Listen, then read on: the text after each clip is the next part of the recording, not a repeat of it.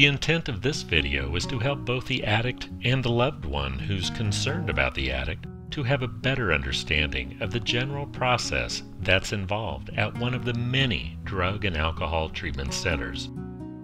If you have never been in a residential rehab program, you may have some misconceptions about what takes place at one of these facilities.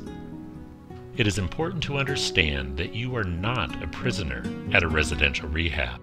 There aren't locks on the exits. In fact, you are free to leave anytime you want. Now, if you've been remanded to a treatment program by the legal system, you can still walk out, though there may be repercussions for doing so at a later time. Why aren't there locks?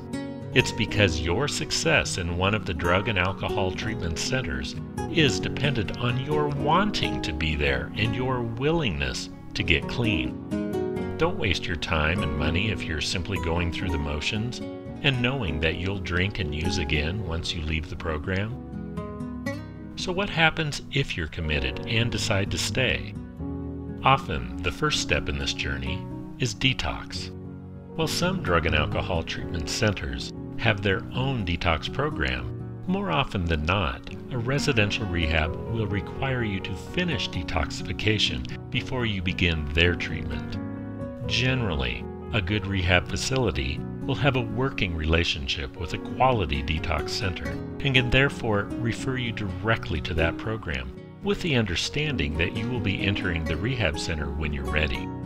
Detox programs will usually have you go through the drug and alcohol withdrawal at a facility that focuses on this particular issue.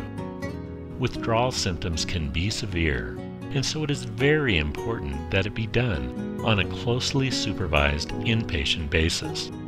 Detox typically will last 5 to 7 days, but sometimes longer. Now let's talk about the drug and alcohol treatment centers themselves.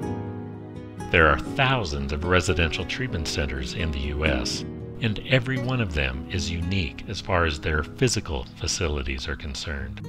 They can range from the most simple camp-like settings in an outdoor or wilderness program to a high-end program with 5-star chefs and accommodations.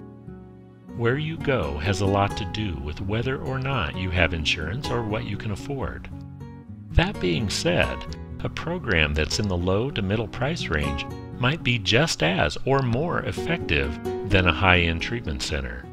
What's more important is the quality of the program in helping you stay clean, not the price.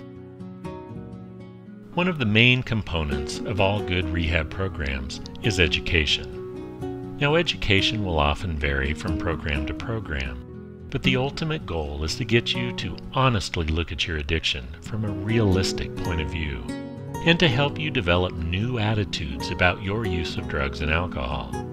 While in early recovery, most addicts and alcoholics are in a significant state of denial about their disease. You may still hold on to the belief that you can simply quit at any time and therefore are somewhat ambivalent about getting clean for good. A good treatment program will attempt to help you break this cycle of thinking and then help you get on board with a commitment to stay clean and sober for life. You will also learn about the nature of alcoholism and drug addiction, as well as the effects continued use will likely have on your physical, mental, and social life. Let's cover counseling and group therapy now. While at a drug and alcohol treatment center, you will likely receive individual counseling with someone who specializes in addictions. In most cases, you will also participate in group sessions several times each week. The purpose of these therapy sessions is to help you better understand your addiction while teaching you skills that you'll need to live in the world without using alcohol and drugs. You will likely learn about things that can trigger your desire to use, and how to recognize and avoid the situations most likely to cause you to use these substances. You will learn coping skills. Group therapy will teach you the value of peer support. It is very important to engage with others who are experiencing the same challenges as you. Many quality programs use the actual 12 steps of recovery as their foundation, and then have staff-facilitated sessions as well. Now let's move on to neurofeedback in addiction treatment. One of the most powerful uses of technology in the area of addiction treatment and relapse prevention is called neurofeedback. More and more great treatment programs are now utilizing neurofeedback as part of their regular regimen. Neurofeedback, or EEG biofeedback, is a completely non-invasive way that the addict can begin to retrain and regulate their brain in order to better deal with their disease. Neurofeedback gives the client a remarkable edge in relapse prevention and long-term recovery. The latest study through UCLA in 2006 resulted in a 77% success rate in recovery 1 year post-treatment.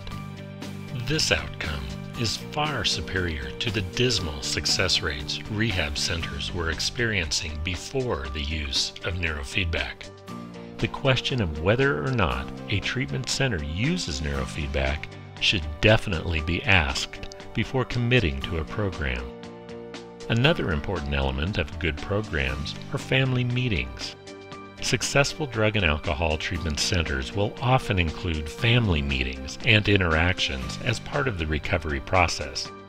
Research confirms that including family, and often friends, in your addiction treatment can ultimately improve the success of your recovery. Members of your family will also learn about the disease of addiction. They'll see how they can best help and encourage you in your recovery process. Part of this process also involves the discussion of how they have been affected by your addiction and how they can address their own hurts and frustrations.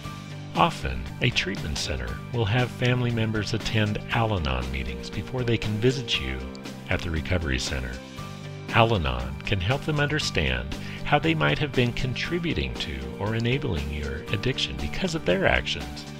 What happens after treatment should be a good quality aftercare program. Commonly, a long-term drug and alcohol rehab program will last anywhere from 3 to 6 months. While at one of the drug and alcohol treatment centers, you will be in a structured and clean environment. When that program is over, then what? It can be a little frightening to have to transition from the safety of a treatment center back into the real world. A good rehabilitation program will also have a good aftercare program to help you reintegrate into society while staying clean and sober. There are a variety of aftercare programs available, and your counselor will be able to help you decide what's the best fit for you. The aftercare may include a variety of things, such as staying at a sober living facility, attending 12-step meetings, drug testing, weekly check-ins with your counselor, education, job search, and more. All with the goal of helping you avoid the triggers and situations that may cause a relapse so that you can be successful in recovery. Now that you are a little better informed about drug and alcohol treatment, I would like to offer a suggestion.